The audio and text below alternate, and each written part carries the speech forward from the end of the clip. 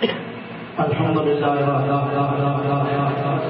والصلاة والسلام على نبی وعلى آلہ الطاہرین واصحابہ الراشدین المهدیین اما بعد فاعوذ باللہ من الشیطان الرجیم بسم اللہ الرحمن الرحیم قد جاءکم من اللہ نور وکتاب مبین ان اللہ وملائکته یصلون علی النبی یا ایھا الذین آمنوا صلوا علیہ وسلموا تسلیما.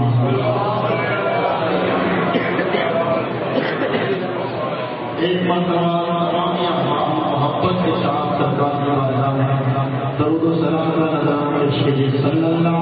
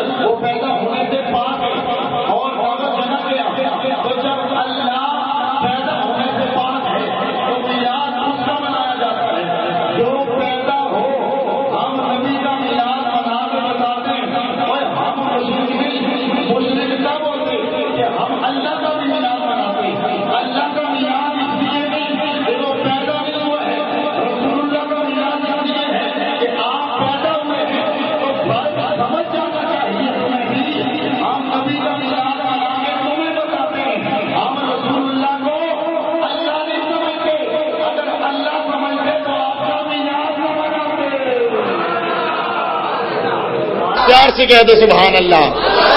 پھر میرا پیارا رسول آئے گا. اب رب نے یہاں پر میرے نبی کا نام نہیں لیا. رب نے یہاں یہ نہیں کہا کہ محمد آئے گا, یہ نہیں کہا کہ آخری نبی آئے گا, بلکہ فرمایا رسول آئے گا. اے پروردگار, تیرے رسولوں میں 313 رسول ہیں, ان میں سے کسی کا نام تو نے نہیں لیا, صرف رسول کا ہے. فرمایا ہاں, اگر میں آدم کا ذکر کرتا تو نام لیتا, اگر میں نوح کا ذکر کرتا تو نام لیتا, اگر میں زکریا کا ذکر کرتا تو نام لیتا, یا رسولوں میں سے کسی اور کا ذکر کرتا, نام لے کے ذکر کرتا. میں نے ذکر اپنے پیارے محمد کا کرنا ہے, اور میرا محمد رسالت میں تنہا فرد ہے. اگر مطلق رسالت بولا جائے, ساتھ ذکر نہ کیا جائے, ہر کوئی سمجھتا ہے یہ جو رسالت پہ بھی جس کو ناز ہے, رسالت کو بھی جس ہستی پہ ناز ہے وہ ایک محمد کی ذات ہے. اس لیے جب مطلق رسول بولا جائے اس سے مراد آمنہ کا لال ہوتا ہے.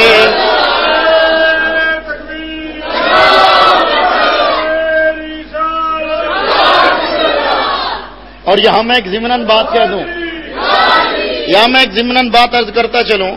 ہم لوگ نعرہ رسالت لگاتے ہیں نا، یا رسول اللہ. نعرہ رسالت لگا کے کیا کہتے ہیں؟ یا رسول اللہ. لوگ کہتے ہیں تم یا رسول اللہ کہتے ہو، رسول تو 313 گزرے ہیں. آپ کے توجہ میری طرف رہنی چاہیے. رسول تو 313 گزرے ہیں، آپ کہتے ہو یا رسول اللہ.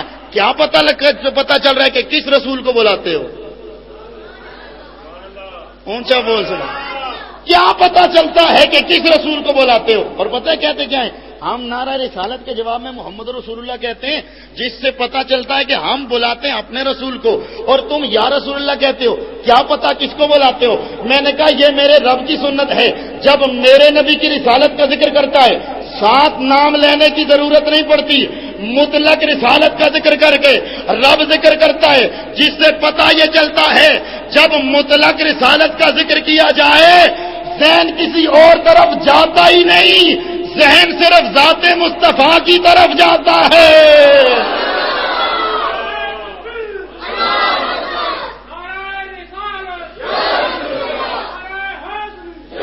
اس لیے میرے اللہ نے بھی وہاں یہ نہیں کہا کہ میرا محمد رسول بن کے آئے گا، یہ بھی نہیں کہا کہ آخری رسول، بس فرمایا ثم جاءکم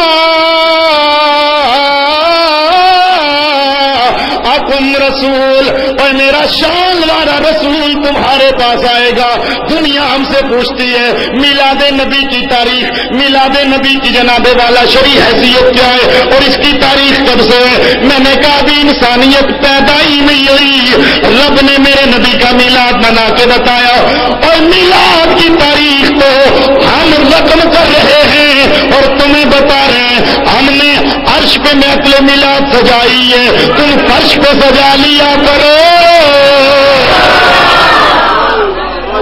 اور رب نے فرمایا ہر نبی سے جب تیری رسالت کا دور ہو، جب تیری نبوت کا دور ہو، جب تیری امت تیرے سامنے ہو، ثم جاءکم رسول. اس آیت کی تفسیر میں امام قرطبی نے بھی لکھا ہے، صاحب تفسیر روح البیان نے بھی لکھا ہے، رب نے ہر نبی سے وعدہ لیا تھا اے نبی جب تو دنیا میں جائے، جہاں جا کر تو نے اپنی رسالت کا اعلان کرنا ہے، جہاں جا کر تو نے میری توحید کا اعلان کرنا ہے، ساتھ ساتھ تیری ڈیوٹی اور بھی ہوگی. اللہ جی وہ کیا؟ فرمایا تو نے اپنی رسالت کے ساتھ اور میری توحید کے اعلان کے ساتھ میرے نبی کی رسالت کا بھی اعلان کرنا ہے. میرے نبی کے دنیا میں آنے کا بھی اعلان کرنا ہے. اب دنیا مجھ سے پوچھتی ہے میلاد کس نے منایا؟ میں نے کہا اللہ نے منایا، رب نے میلاد منایا، ہر نبی نے میلاد منایا. ایک بات عرض کر کے آگے بڑھو، کیونکہ میں نے غوث الثقلین کی خدمت میں بھی ابھی یہ تبریک پیش کرنی ہے. جناب حضرت ابراہیم کو دیکھو، وہ میرے نبی کے آنے کا تذکرہ کرتے نظر آئیں گے. حضرت سیدنا اسماعیل علیہ السلام کو دیکھو، وہ میرے رسول کا تذکرہ کرتے نظر آتے ہیں. جناب حضرت موسیٰ کو دیکھو، وہ میرے نبی کے آنے کا تذکرہ کرتے نظر آئیں گے. جناب حضرت عیسیٰ نے تو اپنی ساری قوم کو بلایا. پہاڑی کا بات آج متی کی انجیل میں بھی موجود ہے، یوحنا کی انجیل میں بھی موجود ہے. کیا کیا جناب حضرت عیسیٰ علیہ السلام نے؟ اپنی ساری قوم کو بلایا. قوم ساری جب اکٹھی ہو گئی، آپ نے فرمایا میں اللہ کا نبی، اللہ کا رسول ہوں، میں تمہاری طرف اللہ کی طرف سے آیا ہوں اور میں اللہ کی طرف سے رسول بن کے آیا ہوں. آپ نے اپنا کمال بیان کیا. ساری قوم کہنے لگی اے عیسیٰ کائنات کا خلاصہ تو ہے، اے عیسیٰ کائنات کا خلاصہ تو ہے. جناب حضرت عیسیٰ علیہ السلام کہتے ہیں لوگوں میری دل بڑی شان ہے، لیکن مبشرا برسول یاتی من بعدی اسمہ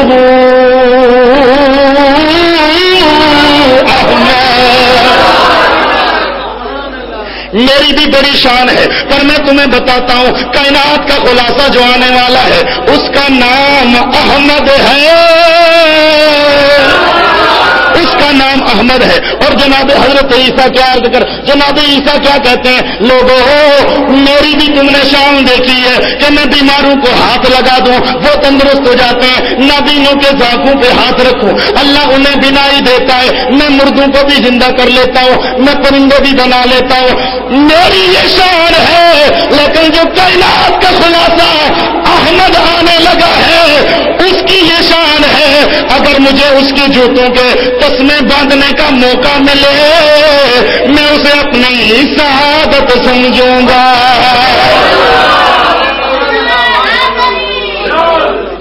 میں اس کو اپنی اونچا بول.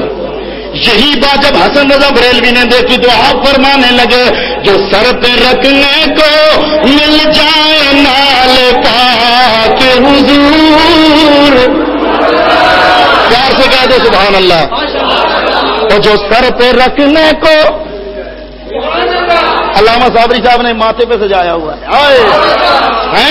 اور یاد رکھیے حضرت سیدنا امام حجر فرماتے ہیں اور اشرف علی تھانوی صاحب نے نیل الشفا پوری کتاب لکھ دی ہے میرے رسول کے نالین شریف کے فوائد میں. اور نشر الطیب کے اندر بھی انہوں نے لکھا. آپ فرماتے ہیں کہ قصیدہ بردہ شریف لکھا گیا, کوئی بادشاہ بادشاہ نے سنبھال کے رکھا ہوا تھا, ایک شخص بیمار ہو گیا, لوگوں نے اسے مشورہ دیا جا بادشاہ سے وہ قصیدہ لے, اس کی برکت سے تیری بیماری ٹھیک ہو جائے گی. آگے پتہ کیا لکھتے ہیں, کہتے ہیں اگر لفظوں میں اتنی برکت ہے جو میرے نبی کی مدح میں لکھے گئے, جو میرے نبی کی تعریف میں لکھے گئے, اگر ان لفظوں میں اتنی برکت ہے تو میرے رسول کی ذات میں کتنی برکت ہوگی.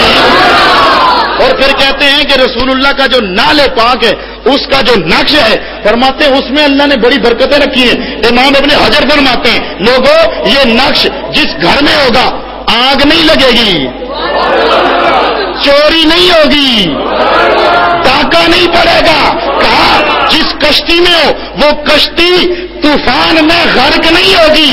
اور کہا توجہ کرنا جو شخص اسے اپنے پاس سنبھال کے رکھے گا اللہ اسے دنیا میں عزت دے گا اور کائنات والوں میں اللہ اسے مقبول بنا دے گا, اللہ اسے عزت عطا کرے گا. عزیزان گرامی القدر اتفاق